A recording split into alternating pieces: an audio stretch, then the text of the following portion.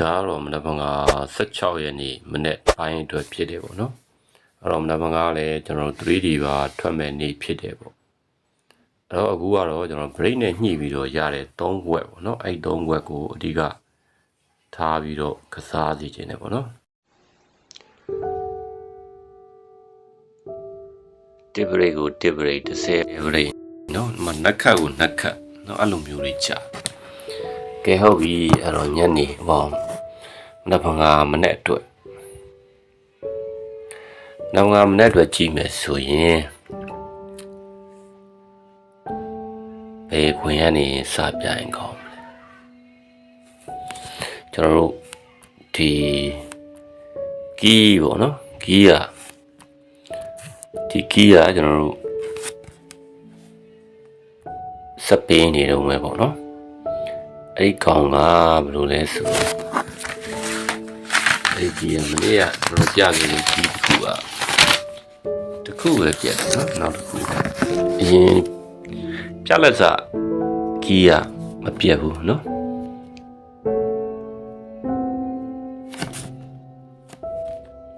သူက3ည3ခွန်အဲ့ဒါ3ညခွန်5ဆိုရနော်3ညခွန်5ကီးကဒီဘွဲကနေစတာပေါ့တင်5 3ခွန်3ဟလားဒါဆိုရင်3ပေါ့နော်3 5 8ဒီဘွဲပေါ့တင်5 4တင်5 4က3ညခွန်5ဆိုတော့ခွန်3ညနောက်ဒီဘွဲပေါ့နော်တင်5 8ပေါ့နော်တင်5 8ဒါဒီ4နှစ်ကို4နှစ်ကိုဆို45နော်45နောက်တစ်ခုက9 8နော်9 8ဆိုတော့ခွန်3ညနှစ်ကီဒါဒီမှာ24နောက်ဒီမှာ4 3ည sorry 4 3ည1 4 3ည1ဆိုတော့သူက9ရတယ်5 3 3ညခွန်3ဒါဒီမှာ2 9 1 2 9 1ဆိုတော့သူ2ရတယ်2 4ခွန်2 8နောက်ဒီမှာဆိုရင်ခွန်3ညခွန်ဒါဆိုရင်4 2 9 3ည4နော်3ည4ဆိုပြီးတော့ပြီးတယ်အဲ့တော့3ည4ပြီးတယ်ဒါဆိုမနက်ငါအတွက်ကြည့်မယ်ဆိုရင်2 3ည6 2 3ည6ဆိုတော့သူက8ရတယ်နော်8 1 3ဆိုတဲ့ကီးရတယ်8 1 3ကီး3ပါမယ်ပေါ့နော်မငါအတွက်ဆိုရင်ကဲဟုတ်ပြီအဲ့တော့နောက်ထပ်ကျွန်တော်တို့ကီးတစ်ခုရှိတယ်သူကကြတော့ခလန်းလန်းနေပြီးတဲ့ကီးပေါ့နော်ဘယ်ကနေစလဲဆိုရင်ဒီ6 5 9 6 5 9ဆိုတော့3ညရတယ်3ညခွန်5နော်3ညခွန်5ဆိုတော့ဘယ်နှပင်ကြောရမလဲအဲ့ဒါကျွန်တော်တို့တစ်ချက်ကြည့်ဘယ်နှပင်ကြောမလဲဆိုရင်ကောင်ကဒီ2ပင်ကြောမယ်နော်အဲ့2ပင်ကိုကြောမယ်ကြောပြီးတော့သူကဒီပွဲမှာစပြီးမယ်တင်5ဟလားနော်တင်5ဆိုပြီးစပြီးမယ်အဲ့ကြောတဲ့ဟာလေးကိုလည်းဒီမှာဝိုင်းပြထားတယ်ပေါ့နော်ဝိုင်းပြထားတယ်နောက်ဒီမှာ3ခွန်3ခွန်ဆိုတော့1ရတယ်ဗျာဒီ8 6အဲ့ဒါကဘယ်ပွဲမှာပြီးဒီပွဲမှာပြီးတယ်15မှာပြီးတယ်နော်နောက်8ခွန်ပေါင်းခြင်း4နဲ့8နဲ့ပေါင်းခြင်း2 4ခွန်90မှာပြီးတယ်နောက်ဒီမှာ9 5 3 9 5ပေါင်းတော့10 3ညsorry 9 ပေါင်းတော့10နဲ့3နဲ့ပေါင်းတော့3မယ်နော်3 5 8 3 5 8က45မှာပြီးတယ်နောက်9 5 4 4 2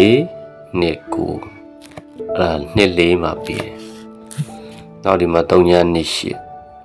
ဒါဒီ3ညရတယ်3ညခွန်5ခွန်3ပါပြီနောက်ဒီမှာ9 3ည8ဒါဒီ3ရတယ်3 5 8နှစ်ရှစ်ပါပြီနောက်ဒီမှာ4 9 1 4 9 1ပေါင်းတော့4ရတယ်4 2 9အဲ့ဒီ3ည4မှာပြီအဲ့တော့တော့အဲ့လိုမျိုးတောက်လျှောက်ပေးလာတယ်ကျွန်တော်ဒီပွဲအတွက်ဆိုရင်3 3ည1ကူ3ပါပဲပေါ့နော်3 3ည1ပေါင်းတော့တဲ့ဘာရလဲဆို4 2 9ဆိုတဲ့ကြီးပဲ3ပါပဲပေါ့နော်အဲ့ဒါကြတော့ဒီနှစ်ပင်ကြော်ရမယ်ပေါ့နော်ဒီမှာကျွန်တော်အပေါ်မှာလဲဝိုင်းပြထားပါတယ်ဒီနှစ်ပင်ကိုကြော်ရမှာပေါ့နော်ကြော်ပြီးကမှကြားမယ်ကီးပေါ့နော်တချို့ကျတော့နားမလည်ပါဆိုလို့အဲ့တော့အဲ့ဒါကီးဖြစ်ပါတယ်အဲ့တော့အဲ့ကီးရှိတယ်4 2 9နဲ့ကျွန်တော်တို့က8 3နဲ့တွဲပြရမှာဒီကတော့အဲ့လိုတွဲထိုးရမယ်ပေါ့နော်အဲ့နောက်တစ်ခုကျွန်တော်တို့ chain အနေနဲ့ကြည့်မယ်ဆိုရင် chain ကဒီမှာ4 3ည8နော်ဒါဒီကျွန်တော်တို့2ခွန် chain 2ခွန် chain 2 9 1ဒါဒီလေ2ခွန် chain ပဲနော်အဲ့တော့ဒီမှာ2ခွန် chain ဒီမှာပေးတယ်နောက်ဒီမှာပေးတယ်နှစ်ပွဲပေးတယ်ဗောနော်2ခွန်နောက်ဒီမှာဆိုရင်ခွန်3ည1ပေါ့နော်ဒါ8 3 chain 8 3 chain ဒီမှာပေးတယ်နော်2 8မှာပေးတယ်2 8မှာပေးတယ်နောက်တစ်ခုကကြာတော့ကျွန်တော်ဒီမှာsorry 2 3ညခွန်ပေါ့နော်ဒါဆိုတော့9 4 chain 3ည4မှာပေးတယ်ဒါဆိုမနက်ဖြန်အတွက်သူ4ဘွဲမှန်ထားတယ်မနက်ဖြန်အတွက်ဆိုရင်3ည3ည6ဆိုတော့ဒါဒီကျွန်တော်တို့6ရမယ်ပေါ့နော်6 1 chain ပထမတော့အတွက်ဒီ6 1 chain ဆိုတာကိုတွေ့ရတယ်ပေါ့နော်ကဲဟုတ်ပြီအဲ့တော့6 1 chain တွေ့ရတယ်နောက်တစ်ခုထပ်ပြမယ်နောက်တစ်ခုကကြာတော့ break ပေါ့နော် break ဆိုတော့တဲ့ဒီမှာကျွန်တော်ဘယ်ကနေစလဲဒီ9 9 9ပေါ့နော်9 9 9 9 9ပေါင်းခြင်းက3လုံးပေါင်းခြင်းကဘာရလဲဆိုတော့9ရမယ်နော်9ရဲ့တစ်ခါက6 9ရဲ့ဘာဝ4 9 6 4 break တစ်လုံးကြာတယ်ပေါ့နော်ဒီမှာ24ဆိုတော့နော်24ဆိုတော့6 break ကြာတခါဆိုရင်ဒီမှာ9နှစ်3ညပေါ့နော်9နှစ်3ည9နှစ်3ညပေါင်းခြင်းခွန်ရတယ်ခွန်နှစ်ခတ်3ညခွန်ပါဝါ2ခွန်3ည2ဒီမှာခွန်3နော်30 break ပေးတယ်ဒီမှာဒီ break နော်ဘောလုံးကဒီမှာ6 break နောက်ထပ်ကျွန်တော်ဒီမှာ3ည3ည3ညလား3ည3လုံး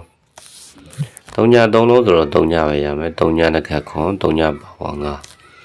တော့ဒီမှာ3ည break เนาะဒီမှာဒီ3ညအဲ့တော့နောက်တစ်ခု9 9 3ညတဲ့9 9 3ညဆိုတော့သူက4ရတယ်4ရဲ့နှစ်က2 4ရဲ့ပါဝါ9 4 2 9တွေဒီမှာ4 break เนาะဒီ4 break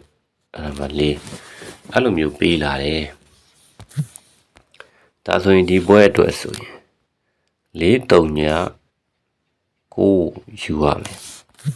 4 3ည9ဆိုတော့3 5 8ဆိုတဲ့ break 3လုံးရမယ်ပေါ့နော်3 5 8 break အဲ့တော့3 5 8 break 3လုံးရှိတယ်ပေါ့နော်အဲ့တော့ PK ရကြတော့3 5 8 3 5 8ချင်းရကြတော့6 1 6 1ကီးနှစ်ခုကကြတော့8 1 3နဲ့4 2 9နဲ့နော် ဆိုတော့ကီးနှစ်ခုတွဲမယ်ပေါ့နော်ကီးနှစ်ခုတွဲကြမယ်ဆိုရင်ဒီကီးနှစ်ခုတွဲမယ်ဆိုရင်ဘာတွေရမလဲ8 4 8နှစ်8 9 1 4 1နှစ်1 9 3 4 3နှစ်တန်လေးတွေကတော့အနေငယ်စုညံနေတယ်နော်ကဲချစ်ရှုပေးတဲ့လူအားလုံးနော်ကျေးဇူးပါလို့အဲ့ဒီမှာကျွန်တော်တို့ထိတ်နှလုံးနဲ့ညီပြီးကြပါလိမ့်ဗျာ358ပြိညီတာဆိုရင်ဒီမှာ1 4ပေါ့နော်1 4ရှိတယ်ပြီးတော့1နှစ်3ပြိရှိနော်ပြီးတော့3နှစ်5ပြိရှိဒီ3ခွက်ပဲရှိမယ်ပေါ့နော်ဒီ3ခွက်ရှိမယ်အဲ့3ခွက်ရှိမယ်အဲ့ဒီမှာ6တစ်အဲ့3ခွက်ထဲမှာ6တစ်ချိန်နဲ့ sorry 6တစ်ချိန်နဲ့ညှိတာဒီ6တစ်ချိန်နဲ့ညှိတာဆို1နှစ်နဲ့1နှစ်နဲ့1 4နဲ့เนาะအဲ့နှစ်ခွက်ရှိမယ်အဲ့နှစ်ခွက်ပို့ပြီးတော့အလေးပြူရမယ်သဘောဖြစ်နေပေါ့เนาะ1 4နဲ့1 4နဲ့1နှစ်နဲ့ပို့ပြီးတော့အလေးပြူရမယ်သဘောဖြစ်နေတယ်ပေါ့เนาะဒါတိုးတော်လဲ32ကတော့ထိုးပါเนาะဘောင်းဆိုတော့နှစ်3နှစ်လီလဲကျွန်တော်3ညာလေးထွက်ပြီးထွက်တတ်တဲ့သဘောရှိတယ်ပေါ့เนาะနှစ်3ညာလေးထွက်ပြီးတော့နောက်ထပ်ထွက်တတ်တဲ့ဟာတစ်ခုရှိသေးတယ်အဲ့ကောင်ကတော့ဘာလဲဆိုရင်ဒီမှာတော့မညှိဘူးဘာကနန်းလဲဆို20ထွက်တတ်တယ်เนาะ3ညာလေးထွက်ပြီးထွက်တတ်တဲ့ကနန်းเนาะ20ဆိုတာရှိတယ်အဲ့တော့အခုကကျွန်တော်တို့ဒီခွက်တွေပေါ့เนาะ1 4 1နှစ်3နှစ်20ကတော့ထဲတော့ထိုးတဲ့ဟာတစ်ခုလို့ယူဆတယ်ပေါ့နော်ခဲတာပါပဲအားလုံးပဲကံကောင်းကြပါစေဗျာ